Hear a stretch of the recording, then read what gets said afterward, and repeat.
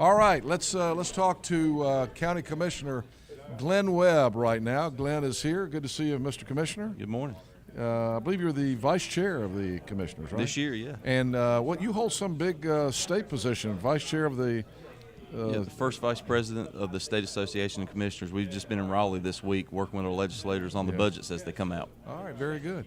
Well, you guys are working on budgets, and there's been a little controversy recently, so I wanted to get you on to talk about that. Where are you in the budgeting process right now for Pitt County? We're coming towards the end. The public hearing on the budget is June 3rd, which is next Tuesday at 7 p.m. We're going to have the dog ordinance public hearing and the budget public hearing at the same time.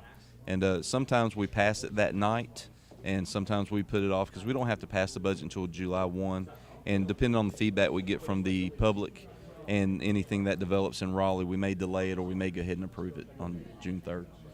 The big story that's kind of erupted into a little bit of a controversy is the fact that the commissioners last week voted to give 4 managers, top-level managers in Pitt County, a bonus for a job well done. And I don't know what you can tell us about that. I know it came out of a closed session, an executive session, which was closed to the media and to the public. I think that's gotten some people a little concerned because, you know, when you're debating spending taxpayer money, whether it's for good reasons or people think not good reasons, those kind of things are generally debated in public. And so I wonder, you voted against this, right? That's right. And what can you tell us about that? What was the reason for the bonuses? Well, first of all, the process, the closed session, I vote against all closed sessions. I think the public's business should be done publicly. Although by law, when you're dealing with specific employees, personnel laws, it was supposed to be done in closed session, so it wasn't inappropriate. And everything we do has to be. You say it was not inappropriate. Right, by the law. Again, I vote against it just because I think we should do it publicly. You're talking about appointed officials by elected officials. But we have to report everything out in open session, which we did. But most people turn the TV off after we go into closed session because they believe it's over. But it was for a job well done. I was against it because we couldn't apply that bonus to the entire government body. You can't be an above standard leader or supervisor without above standard employees that are out there getting the job done. And we got a lot of great employees in Pitt County, and they've gone without for a long time, and that's why I voted against it. It's not that they didn't do a good job. It's just that we have a lot of employees that do a great job, and they deserve the opportunity for a merit increase. What is how long has it been since county employees have received an increase? It's been at least 6 years on a merit increase, if not a little longer. But they have received other increases? They've received 2 cost of living increases, and very small, 1% or 1.2 and a 1.5 this year. Right. Okay. Now, the 4 managers that will receive the bonus, it's about $20,000 total for all 4 of the bonuses. What's your position on that? You're not saying that they don't deserve it. You voted against it because the raise could not be given to others. Right. And we have other needs in the county too. If you look at just one thing, I'm on the library board as well, and we're funding ahead of what we did last year at the library. But we're about 16 to 20,000 short to meet our 2/3, 1/3 with the city of Greenville, and that brings in some questions with some state funding. So, just right there, that little lump sum could help in a different area, and especially when you look at what Greg Needham and them have done at the library, they've turned pennies into dollars the way they stretch them, and so I think we could reward that. The budget's not over. We'll see what happens as we go through. We have a meeting Monday. We've got the public hearing Tuesday, and we've got till July 1 to make final decisions. Talking to Glenn Webb, the vice chairman of the Pitt County Commissioners. Now, Glenn, these bonuses will go into the budget, so they'll essentially get voted on again, right? Yes, sir. So they won't be implemented until the budget is approved.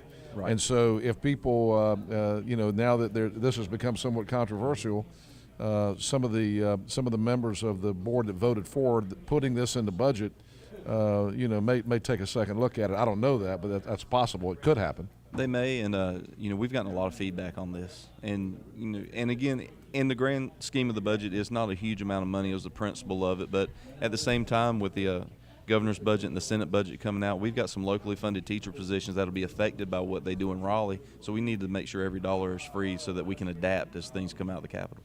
All right, let's talk about what you just brought up. The Senate budget has come out. It came out late Wednesday night, and we've only had one day. People have only had one day. All the analysts, I know we had Becky Gray on yesterday morning to talk about the Senate budget. She wasn't even sure of all the things. I mean, what we've learned now is there's all sorts of stuff in there that would literally be a sea change with the way that we do business in the state of North Carolina. They want to close Elizabeth City State University. They want to they want to shove a lot of funding down from the state level to the county commissioners and city councils in order to pay for $486 million of school teacher raises.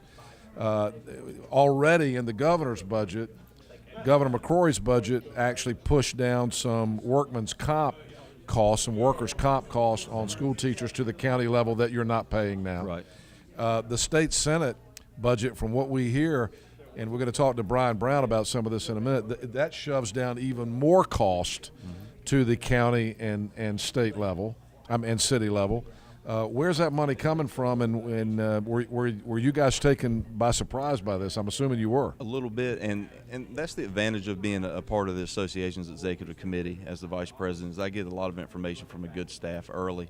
I've talked to our government relations people at least 2 or 3 times a week that are down there at the legislative building.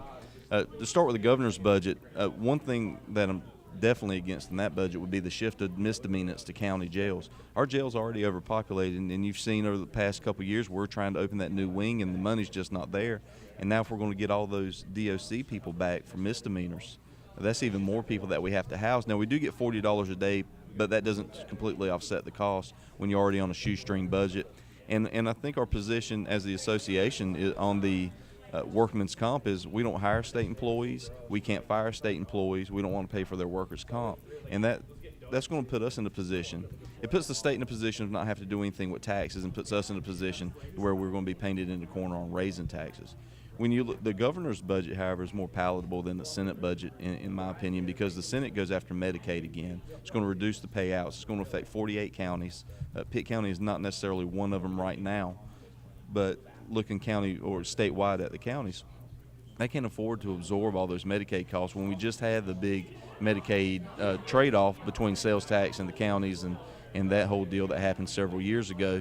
But you have a lot of freshmen and sophomore senators that weren't there at the time in the General Assembly, so they don't understand what counties gave up versus what the state gave up. They see a pool of money.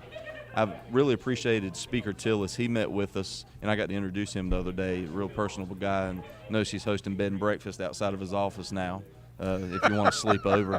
But he A bed and breakfast. he has been really good about not pushing things to the counties. He is committed to not doing that, and those Some of those people you might have actually arrested in years maybe past. so. We noticed that some of them have a Pitt County arrest record. That's right. Well, I think they most live in Chapel Hill now, so they can have.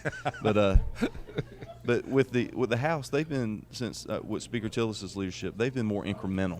You know, there's a lot of things that needed to change after 100 years of one-party rule, but the House has been more incremental to see how things will work, flesh things out, and adapt, and take smaller swings where the Senate seems to want to take really big swings at everything. And this is my personal opinion, not the association or Pitt County's opinion. It just seems like there's some conflict between the Senate and the governor's office more than it is. And the House. And I mean, we're going to talk Yeah. to Brian about that and coming up now. So it's going to be interesting to see where it all goes. And, you know, I'm sure you guys will be in Raleigh like I'm going to be up there all day. I'm going to be up there Monday night, all day Tuesday, trying to talk about this Elizabeth City State thing that kind of came out of the blue yesterday. And, you know, I am vehemently opposed. Being on the Board of Governors, I'm vehemently opposed. We probably got folks up in the northeastern North Carolina listening right now. I will fight to keep Elizabeth City State open. I don't think that's the way to deal with it. There's no doubt there have been problems there, but if there were problems at Western Carolina, we wouldn't be talking about shutting it down. We'd be talking about fixing the problems, and that's what we need to do in Elizabeth City State. Once again, Eastern North Carolina takes a hit. Well, what I always tell them when I'm in Raleigh is that I like to remind them that at high tide, the Atlantic Ocean doesn't touch I-95. And we need some help down here. We need some infrastructure down here. And when you look at development, it all centers around infrastructure. And we don't have any interstates bar I-40, and that goes to Wilmington. It doesn't come. That comes through this area of Eastern North Carolina. We have no connectivity to ports. And it's hard to – we're growing in Pitt County in spite of our situation, but there's a lot that needs to be done, especially with infrastructure. And I think just what you just said, I think we need to say and I really mean this. I'm not just spinning it. I really believe that Governor McCrory and Speaker Tillis get it.